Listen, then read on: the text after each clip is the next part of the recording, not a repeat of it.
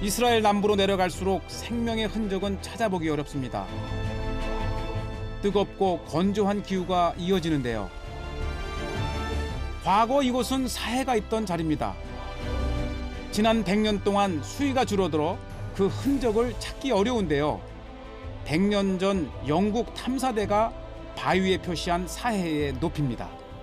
불과 100년 전만 해도 사해의 수위가 여기까지 있었다는 거예요. 그래서 배를 타고 와서 이 사해의 수위를 이렇게 표시를 했고, 다시 10여 년 후에 1917년에는 여기까지 사해가 이미 줄어 있었죠. 여기서 보면 믿을 수가 없어요. 불과 100년 전만 해도 여기까지 사해가 가득 차 있었고, 지금 현재 사해를 보면 끝도 안 보입니다. 저 밑에 사해가 이제 줄어져 있죠. 이스라엘에서 가장 큰 호수 사해. 워낙 규모가 커서 바다라는 이름을 붙였는데요. 그러나 지금은 멀리 시선을 돌려야 겨우 사해가 보입니다. 개발의 후유증으로 수위가 1년에 1m씩 줄어들고 있는데요. 사해로 흘러가는 요르단강의 수량까지 줄면서 앞으로 50년 후면 사해가 사라질 수도 있다는 우려가 나오고 있습니다. 실제로 수위가 계속 낮아지는 바람에 관광단지와 사해의 거리가 2km나 떨어져 별도의 차량이 운영되고 있습니다.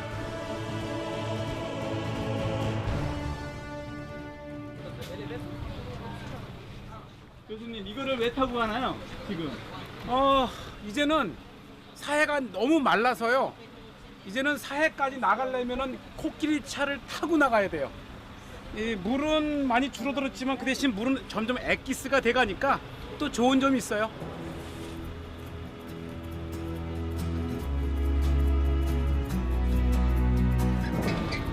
오래전 지각 변동으로 지중해가 흘러들어 생긴 사해. 요르단강이 유입되지만 증발량이 많아 염분 농도가 5배 이상 높습니다. 생물이 살 수 없어 죽음의 바다라 불리는데요. 그러나 몸이 둥둥 뜨는 체험을 할 수 있어 세계 각지의 관광객들이 찾아옵니다. 사해가 위치한 곳은 해발고도 마이너스 416m. 지구상에서 가장 낮은 곳이라 물이 빠져나갈 수 없어 염도가 더욱 진해지는데요. 이 사해의 전경이 탁 트인 이곳에 보이는 모든 것이 소금이에요. 소금물, 소금덩이, 소금돌. 사해의 수위가 점점 줄어들면서 바닥을 드러낸 지역입니다.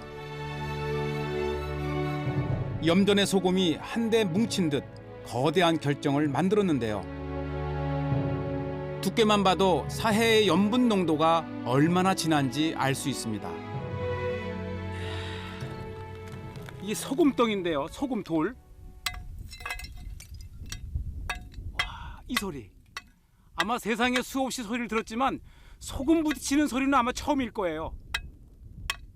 이게 소금 소리예요. 미네랄이 풍부한 사해 소금, 목욕용품으로 인기를 얻고 있는데요. 사해의 명소 엔게디 해수욕장입니다. 이 사해물은 체험하지 않고는 알 수가 없는데요. 이 일반 바다보다 10배나 높은 이 소금물의 강도로 인해서 첫째는 들어가면 몸이 뜨고, 둘째는 함축되어 있는 수많은 미네랄로 인해서 아마 미용의 최고라고 합니다. 날카로운 소금 결정 때문에 신발을 신고 들어가야 하는데요. 곳곳에 소금 결정이 보입니다. 소금이 얼마나 농축되어 있는지, 이 뭔가 붙을 만한 곳이 있으면 스스로 결정을 이루어서 거의 아름다운 또 다른 예술 작품을 만든 것 같아요. 죽음의 호수에서 소금꽃을 피우는 사해.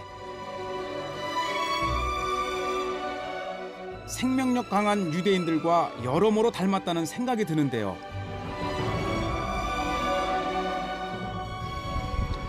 드디어 물 위에 누워봅니다. 와, 구명조끼를 입은 것도 아닌데 몸이 둥둥 뜹니다. 지금 제 몸에 이 머리끝부터 발끝까지 모든 힘을 뺀 거예요. 꼭 우주에 떠 있는 그런 느낌이에요. 바다 위에서 망중한을 즐기는 사람들이 많습니다. בחופש. זה טוב. טוב מאוד, זה טוב. פה, טוב. 사해가 마이너스 400 미치잖아요. 그래서 이곳이 다른 곳보다 산소가 30%나 많다고 합니다. 그래서 이곳에 숨을 쉬면 그 자체가 릴렉스예요. 그러니 거기에다가 이 순도 높은 소금물 위에 함유되어 있는 이 미네랄로 인해서 이 마음과 육체에 정말 심신에 아주 유익하고 편안한 곳이 바로 이 사해예요. 사해. 2000년 전 헤롯 왕과 클레오파트라도 병을 치료하기 위해 사해를 찾았다고 하는데요. 지난 수천 년간 생물이 살 수 없어 죽음의 바다로 불렸던 사해. 그러나 이스라엘 사람들은 사해의 소금과 진흙을 상품화했고 최근 바닷물 속에서 신소재 물질을 개발해 자원의 보고로 활용하고 있습니다.